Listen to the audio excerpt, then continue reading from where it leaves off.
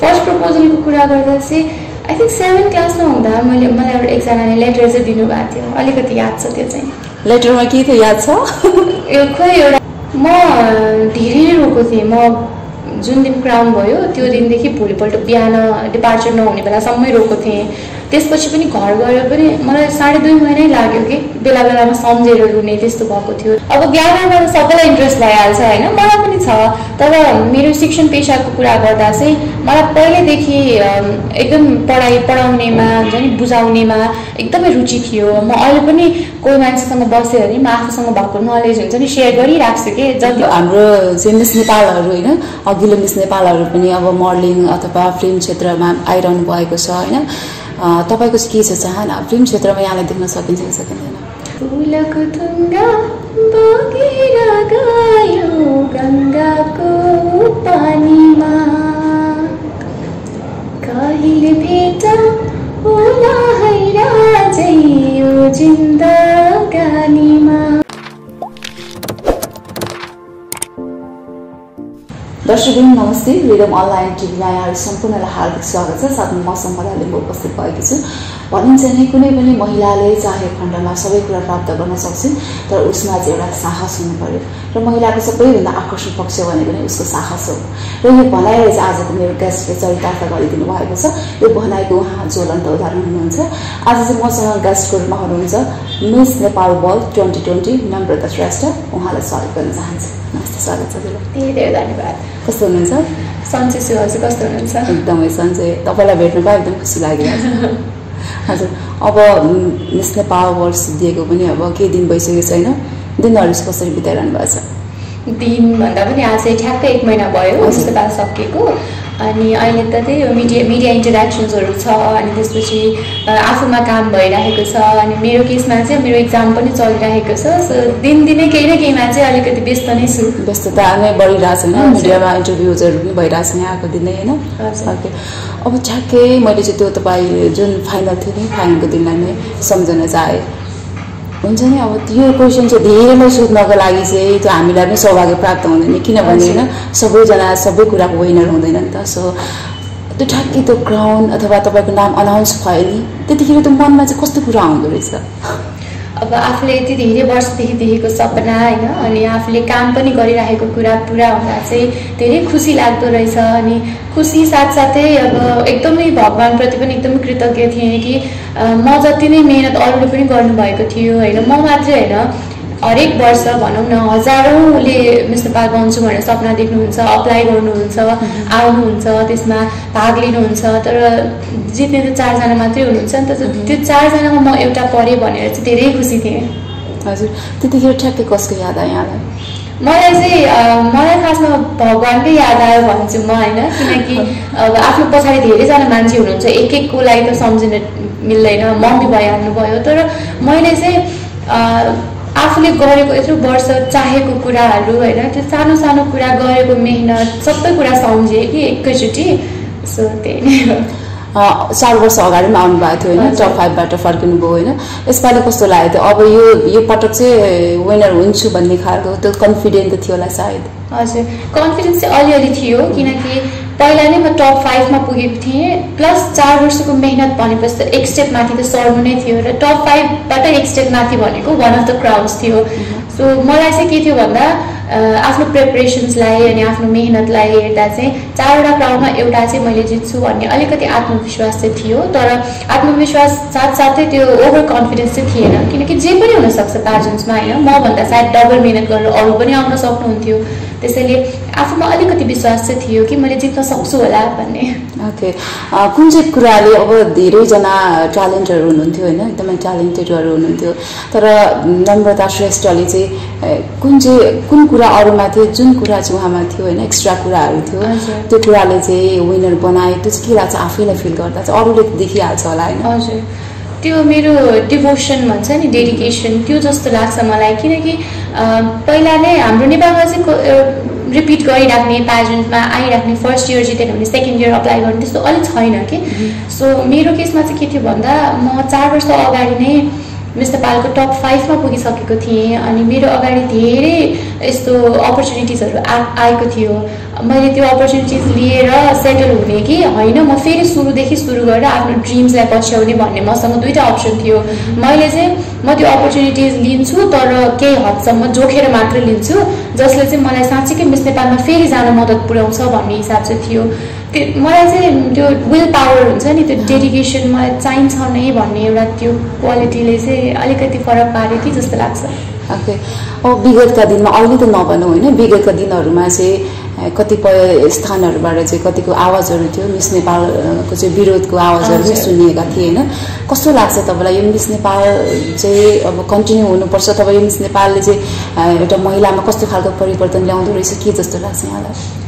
विरोधको कुरा गर्दा चाहिँ त्यो अहिले मात्रै होइन होइन 25 वर्ष भयो मिस नेपाल सुरु भएको र आजभन्दा 15 वर्ष अगाडिदेखि पनि झन् धेरै ठुलो विरोधहरू भइरहेको थियो। तर मिस नेपाल यहाँसम्म आउनु भनेको चाहिँ केही न केही राम्रो कुरा भएर त अहिलेसम्म टिकिरहेको छ मिस नेपालको ताज होइन, त्यस्तो लाग्छ मलाई। र यो अहिले त झन् मान्छेहरू झन् अवेर हुँदै हुनुहुन्छ कि मिस नेपाल भन्ने नि रहेछ। पहिला पहिला छोरीले म मिस नेपालमा जान्छु भन्दा केही अलिकति हेजिटेसन थियो भने अहिले सायद नहोला, पेरेन्ट्सहरू पनि अलिकति अवेर हुनुहुन्छ। सो मलाई चाहिँ मिस नेपाल अझै कन्टिन्यू हुनुपर्छ जस्तो लाग्छ र चेन्जेस पनि धेरै ल्याउँछ लिडरसिपमा। अब अहिले मेरै कुरा गर्दा पनि हिजोसम्म म नयाँ मान्छेलाई भेट्न पनि हिचकिचाउने मान्छे, आज मेरो ब्युटी विथ द पर्पस प्रोजेक्टको लागि म नयाँ नयाँ मान्छेहरूलाई भेट्ने आँट गर्दैछु होइन। मलाई नेटवर्किङ हुन्छ नि, जति धेरै मान्छे भेट्यो त्यति मेरो प्रोजेक्टलाई राम्रो हुन्छ भन्ने हिसाबले म त्यो आफ्नो कम्फर्ट जोनबाट बाहिर निस्किँदैछु कि, त्यसैले परिवर्तन चाहिँ धेरै ठुलो परिवर्तन ल्याउँछ। परिवर्तन चाहिँ ल्याउँदो रहेछ। त्यो विरोध चाहिँ अब नभइदिएको भए पनि होइन, अहिले अलिक कम हुँदैछ भन्छु म चाहिँ होइन। विरोध भन्दा पनि अहिले चाहिँ मान्छेहरूले मिस नेपाल के रहेछ भनेर बुझ्दै हुनुहुन्छ कि, र बुझ्ने क्रममा चाहिँ उहाँहरूलाई मन पनि पर्दैछ होइन। अब लाइमलाइटमा हुनुको बेफाइदा यही त हो नि, कसैलाई मनपर्छ कसैलाई मन पर्दैन र मन नपराउने मान्छेहरूले नै विरोध गर्ने हो। र हाम्रो चाहना चाहिँ जसले मन पराउनु हुँदैन उहाँहरूलाई चाहिँ मिस नेपाल के हो त भनेर मन पराउने तर्फ लाने नै कोसिस हो। हजुर, एउटा चाहिँ जुन अब बाहिरी सुन्दरता मात्रै होइन भित्री सुन्दरतालाई पनि प्रस्तुत गरिदिन्छ भन्ने कुरा होइन। ओके, अब जस्तै होइन अब यहाँ त धेरै अब ट्रेनिङहरू गर्नुभयो, अब धेरै अनुभव पनि भइसक्यो र कस्तो भने तपाईँ 4 वर्ष अगाडि पनि आउनु भएको थियो होइन। यहाँले चाहिँ अब नेपालमा चाहिँ विशेष गरिकन चाहिँ महिलाको सन्दर्भमा कस्तो खालको समस्याहरू देख्नु भएको छ, कस्तो फिल गर्नुभयो? अब महिलाको सन्दर्भमा चाहिँ समस्या एउटा दुईवटा मात्रै होइन, अलिक धेरै नै छ जस्तो लाग्छ कम्पेरिटिभली। तर त्यो साथसाथै एउटा सकारात्मक कुरा के छ भन्दाखेरि त्यो जति पनि समस्याहरू छ नि त्यसको समाधान चाहिँ हामीले खोजिरहेको छौँ र अलिअलि पाइ पनि राखेको छौँ होइन। मलाई चाहिँ के लाग्छ भन्दा महिलाहरूलाई अझै पनि एजुकेसन चाहिँ एकदम चाहिन्छ नै, किनकि एउटा घरमा एउटा महिला केही गरी शिक्षित हुनुभयो भने त्यो पुरै परिवार नै शिक्षित हुन्छ भन्ने एउटा भनाइ पनि छ होइन। र त्यसलाई म एकदम राम्रोसँग विश्वास पनि गर्छु। अब हामीले त्यस बाहेक अब हिंसा छँदैछ, महिला हिंसा छँदैछ जसको हामीले समाधान खोज्नुपर्छ जुन गर्नु हुँदैन। त्यसबाहेक अब उद्यमशील छँदैछ होइन, महिलाहरूलाई कसरी हामीले कामहरू हुन्छ नि जो पढ लेखेको हुनुहुन्न उहाँहरूको लागि एउटा उद्यम केही खोज्नु पर्यो हुन्छ नि, हो यस्तो कुराहरू चाहिँ हामीले यो कुराहरूमा ध्यान पुर्यायो भने चाहिँ जुन समस्या जति पनि छ नि महिलाहरूसँग जोडिएको त्यो सबै समाधान हुन्छ जस्तो लाग्छ। तपाईँ पर्सनल्ली चाहिँ महिलाहरूको लागि चाहिँ के, महिला सशक्तिकरणको लागि चाहिँ के गर्न चाहनुहुन्छ? म एउटा शिक्षिका भएर पनि मलाई चाहिँ शिक्षण पेसा अथवा शिक्षाप्रति अलिकति धेरै लगाव छ, अलिक धेरै नै झुकाव छ होइन। त्यसैले हरेक कुरा केही आफूले केही गर्छु भन्ने आँट्नको लागि चाहिँ शिक्षा चाहिँ एउटा त्यो बेसिक फाउन्डेसन हुनुपर्छ जस्तो लाग्छ। अहिले कतिवटा ठाउँमा अहिले हामी 21st सेन्चुरीमा छौँ, तर अझै पनि नेपालको अथवा विश्वकै पनि कति ठाउँमा यस्तो छ जहाँ चाहिँ छोरालाई पढाएर छोरीलाई घरमा घाँस काट्न पठाउने चलन छ नि त होइन। त्यो चाहिँ मलाई त्यसको चाहिँ म अलिकति विरुद्ध नै छु र मलाई चाहिँ छोरी चेलीलाई चाहिँ पढाउनुपर्छ, उनीहरूलाई सशक्त गराउनुपर्छ। सानो बेलादेखि नै पढाइमा उहाँहरूलाई फोकस गराइयो भने चाहिँ पछि गएर उहाँहरू आफू केही बन्न सक्नुहुन्छ जस्तो लाग्छ। ओके, तपाईँ त मन्टेसरी टिचर होइन, अब ठ्याक्कै मिस नेपालमा आउनुभयो, तर कतिपयहरू चाहिँ अब कतिपय मिस नेपालहरू अथवा यहाँनिर जति पनि सहभागी हुनुहुन्छ होइन उहाँहरूको चाहिँ अलिकति ग्ल्यामर क्षेत्रमा बढी चासो भएको पनि देखिन्छ होइन। यहाँ त शिक्षिका पढ्नुभयो नि, ठ्याक्कै किन शिक्षण पेसालाई रोज्नुभयो? अब ग्रामरमा त सबैलाई इन्ट्रेस्ट भइहाल्छ होइन, मलाई पनि छ। तर मेरो शिक्षण पेसाको कुरा गर्दा चाहिँ मलाई पहिल्यैदेखि एकदम पढाउनेमा हुन्छ नि, बुझाउनेमा एकदमै रुचि थियो। म अहिले पनि कोही मान्छेसँग बस्यो भने म आफूसँग भएको नलेज हुन्छ नि सेयर गरिरहेको छु कि, जति नलेज छ त्यो मलाई मनपर्छ सेयर गर्नलाई। अनि पढाउने कुरामा चाहिँ अब सायद म गुरु पूर्णिमामा जन्मेर पनि होला अलिकति शिक्षाप्रति अलिकति धेरै नै झुकाव भएको। अनि त्यस्तै मलाई चाहिँ रमाइलो लाग्छ टिचिङ। ओके, अब मिस नेपालको जुन सुरुदेखि अहिले फाइनलसम्म आइपुग्दाखेरि होइन, यो खर्चहरू चाहिँ कति लाग्दो रहेछ? यस्तो खर्चको कुरामा चाहिँ हामीले अर्गनाइजेसनलाई 1 रुपियाँ पनि दिनु परेको छैन, पर्दैन नै होइन। तर since it's a beauty pageant होइन, अनि तपाईँ जाँदाखेरि तपाईँलाई आफूले जति खर्च गर्यो त्यति नै हो कि। मैले थोरै खर्च गरेँ तर मेरो साथीले धेरै गर्नुभयो होला होइन, त्यो आफूले कटौती गर्न सक्नुपर्छ कि। लुगाहरू पनि होला होइन, अब त्यसपछि अलिअलि जुन आफूलाई पर्सनल ग्रुमिङको लागि जे सामान चाहिन्छ नि, तपाईँहरूले त्यसमा कटौती गर्न सक्नुहुन्छ भने एकदमै थोरै पैसा लाग्छ होइन। तर ह्याभिङ सेड द्याट आफ्नो अर्गनाइजेसनलाई चाहिँ भनौँ न दिनु चाहिँ पर्दैन, पैसा लाग्दैन, फ्री नै हो सबै कुरा होइन। हजुर हजुर, अब हरेक नेपालमा नि रियालिटी सोजहरू भइरहन्छ र अन्तिममा चाहिँ अब विनरलाई चाहिँ त्यो प्राइज दिने सवालमा कति कुराहरू चाहिँ त्यो विरोध अथवा त्यहाँनिर एउटा कन्ट्रोभर्सी जस्तो पनि भइरहेछ कि, पाएन भन्ने खालको कुराहरू आउँछ नि। कस्तो छ मिस नेपालको चाहिँ? हाम्रो चाहिँ लकिली त्यस्तो चाहिँ छैन होइन, किनकि हामीलाई चाहिँ जे कुरा प्रमिस गरिएको छ त्यो चाहिँ हामीले पाइ नै राखेको छौँ। त्यसैले अब होला हजुरले भन्नुभएको जस्तै रियालिटी सोहरूमा त्यस्तो भएको पनि छ, अरू नाम नलिउँ तर मेरो आफ्नै साथीहरू जानुभएको प्याजेन्टमा, लोकल प्याजेन्ट्सहरूमा पनि त्यस्तो भएको मैले सुनेको पनि छु। अब आफूले भोगेको त छैन तर मैले सुनेको छु। त्यस्तो गर्नु चाहिँ अलिक उचित होइन जस्तो लाग्छ, किनकि धेरै मेहनत गरेर त्यहाँसम्म पुगेको हुन्छ। अनि त्यो प्राइज मनी भनौँ न, कसैलाई त एकदमै खाँचो नै पनि हुन्छ नि त आफ्नो परिवारमा। हामीले अहिलेसम्म रियालिटी सोहरूकै कुरा गर्दा अब कतिजना फ्यामिली कस्तो फ्यामिली ब्याकग्राउन्डबाट बिलङ गर्नुहुन्छ, उहाँलाई त्यो चाहिएकै हुन्छ होइन। त्यस्तो गर्नु चाहिँ उचित होइन जस्तो लाग्छ, दिनुपर्छ जस्तो लाग्छ। हामी वी आर लकी द्याट हामीले त्यस्तो कुरा चाहिँ फेस गरेको छैनौँ। जति प्राइज पाउनु पर्ने थियो यहाँले पाइसक्नुभयो? कुनै शङ्का छैन? छैन। ओके, अब अलिकति यहाँको पर्सनल्ली कुरा पनि हामी गर्न चाहेँ होइन। अब एक दुईवटा म क्वेसनहरू सोध्छु है, ठ्याक्क मलाई एन्सर दिनु होला ननाटिकन। हजुर, यहाँको पहिलो प्रेम कसरी सम्झन चाहनुहुन्छ? पहिलो प्रेम त आमा नै हो, आमा नै हो र सायद अन्तिम प्रेम पनि आमा नै हुनुहुन्छ जस्तो लाग्छ। त्यो बिचमा जो आउनुहुन्छ नि उहाँहरू सबैजना चाहिँ बिचमा फिट हुनुहुन्छ, तर हजुर पहिलो प्रेम भन्ने बित्तिकै दिमागमा चाहिँ आमा नै आउनुहुन्छ।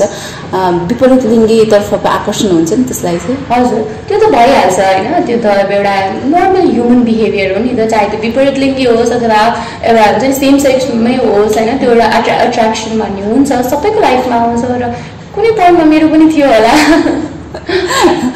अब पहिलो हुन्छ नि एउटा चाहिँ प्रपोज अथवा प्रेम प्रस्ताव कस्तो थियो, कसरी आएको थियो? मलाई खासै प्रेम प्रस्ताव चाहिँ त्यस्तो धेरै आउँदैन नि होइन, तर पनि तपाईँ डाँट्नु होला होइन। यस्तो मलाई चाहिँ अरूको मुखबाट तिमीलाई राम्रो भनेको छ यो मान्छेले, तिमीलाई अलिकति मन पराउँदो रहेछ भन्ने चाहिँ सुन्थेँ। तर मलाई आएर प्रपोज गर्ने आँट चाहिँ हप्तापत्ता रिसिभ पनि हुँदैन, बिकज म भेरी डिरेक्ट कि मलाई मनपर्छ मन पर्दैन टाइपको। म साथीहरूमा पनि त्यस्तै हो, मलाई कोही मान्छेले अप्रोच गर्नुभएको छ भने नर्मली हाम्रो यो पोलाइट होइन, तर त्यो लाइन कहाँ क्रस हुँदैछ भनेर मैले बुझ्छु कि, त्यसैले हप्तापत्ता आँट चाहिँ गर्नुहुन्न। फर्स्ट प्रपोजलको कुरा गर्दा चाहिँ आई थिङ्क 7th क्लासमा हुँदा मलाई एकजनाले लेटर चाहिँ दिनुभएको थियो, अलिकति याद छ त्यो चाहिँ। लेटरमा के थियो याद छ? यो खोइ एउटा गीत थियो जस्तो लाग्यो, गाजलले आँखै छोप्ने भन्ने गीत थियो जस्तो लाग्यो। बच्चै त थियो, अब त्यो पनि उहाँले पनि यतिकै जिस्केर गर्नुभएको होला, तर त्यस्तो सिरियसली चाहिँ लिएन। ओके, वान साइडेड लभ हुन्छ नि, तपाईँको साइडबाट कसैलाई अहिलेसम्म मनमा एकतर्फी मन पराएको भन्दा पनि नचाहेको त्यस्तो केही छ? कोही हुनुहुन्छ? मलाई चाहिँ त्यस्तो कोही राम्रो लाग्छ भने मान्छेभन्दा पनि बानी बेहोरा राम्रो लागेको हुनसक्छ। म चाहिँ भनिदिइहाल्नुमा पर्छु, मलाई कोही मान्छे मेरो साथी होस्, चाहे त्यो हुन्छ नि आफ्नो केटी साथी होस् केटा साथी होस्, मलाई कोही मान्छेको के बेहोरा मन परेको छ, ऊ राम्रो लाग्छ, म अगाडि नै भनिदिन्छु मलाई तिम्रो यो राम्रो लाग्यो यताउता भनेर भनिदिन्छु। म चाहिँ भनिदिन्छु। यहाँको रिलेसनसिप स्टेटस? त्यो चाहिँ I am committed to my crown. Okay, जीवनमा एकदमै धेरै रोएको कुनै पल छ? धेरैवटा यस्तो कुराहरू छ जहाँ चाहिँ आफूले चाहेको कुरा नपाएको बेलामा अब जब मैले 2016 मिस नेपाल जितिनँ त्यो पनि एउटा अलिकति रुनी नै पल थियो मेरो लागि। त्यतिखेर साँच्चै भन्नुहोस् न कति रुनु भएको थियो? म धेरै रोएको थिएँ। म जुन दिन क्राउन भयो त्यो दिनदेखि भोलिपल्ट बिहान डिपार्चर नहुने बेलासम्मै रोएको थिएँ। त्यसपछि पनि घर गएर पनि मलाई 2.5 महिनै लाग्यो कि बेला बेलामा सम्झेर रुने त्यस्तो भएको थियो। तर त्यसपछि चाहिँ होइन यो रोएर मात्रै हुँदैन, I have to work on it भनेर त्यसपछि चाहिँ फुल्ली मिस नेपाल 2020मै लागेँ। ओके, अब हुन्छ नि एउटा फ्युचरको चाहिँ जीवनसाथी होइन, कुनै न कुनै दिन त विवाह भइ नै हाल्छ होइन। त्यतिखेर त्यस्तो साथीमा चाहिँ फ्युचरको आफ्नो साथीमा चाहिँ कस्तो गुण हुनुपर्छ जस्तो लाग्छ यहाँलाई? मलाई चाहिँ माया त छँदैछ होइन, त्यसलाई त कुनै कुराले रिप्लेस गर्न मिल्दैन। मलाई चाहिँ सम्मान हुनुपर्छ जस्तो लाग्छ एकअर्काको लागि हुन्छ नि। एकअर्का किनभने दुईजना कम्प्लिटली डिफ्रेन्ट पर्सनालिटिज हुनसक्छ र टलरेन्स हुनुपर्छ कि म जस्तो छु उहाँ त्योभन्दा ठ्याक्क अपोजिट भइदिनु भयो भने तर पनि हामी केही गरी एकअर्कासँग बस्न सक्छौँ भन्ने छ भने चाहिँ अलिकति त्यो एकअर्कालाई सम्मान हुनुपर्छ। अनि जीवनसाथी भन्दैमा हरेक कुरामा हुन्छ नि त्यो स्वतन्त्रता नै खोसेर राख्ने त्यस्तो चाहिँ मलाई मन पर्दैन। एउटा फ्रिडम हुनुपर्छ रिलेसनसिपमा जस्तो लाग्छ। ओके, यहाँको मनपर्ने नेपाली नायिका? निरुता सिंह। निरुता सिंह फिल्म हेर्नु भएको छ उहाँको? हेरेको छु। उहाँको फिल्मको कुनै गीत मनपर्छ? कुनै त्यो गीतहरू याद छ यहाँलाई? अब लगन आयो जुराएकी हो सानैदेखि हेरेको, त्यो बाहेक अब सपना भई आँखामा बस्ने भन्ने गीत एकदमै मनपर्छ। अरू धेरै छ, धेरै छ। ओके, नायक चाहिँ को मनपर्छ यहाँलाई? मलाई दिलीप रायमाझी चाहिँ सानो बेलादेखि मन पर्थ्यो। अनि उहाँ बाहेक अब अरू पनि हुनुहुन्छ, दीपक राज गिरी हुनुहुन्छ, हाम्रो राजु समाल सर हुनुहुन्छ, धेरैजना यस्तो कलाकार हुनुहुन्छ होइन, मलाई उहाँहरू एकदम मनपर्छ। ओके, अब तपाईँ होइन अब हाम्रो चाहिँ मिस नेपालहरू होइन अघिल्लो मिस नेपालहरू पनि अब मोडलिङ अथवा फिल्म क्षेत्रमा आइरहनु भएको छ होइन, तपाईँको चाहिँ के छ चाहना फिल्म क्षेत्रमा यहाँलाई देख्न सकिन्छ कि सकिँदैन?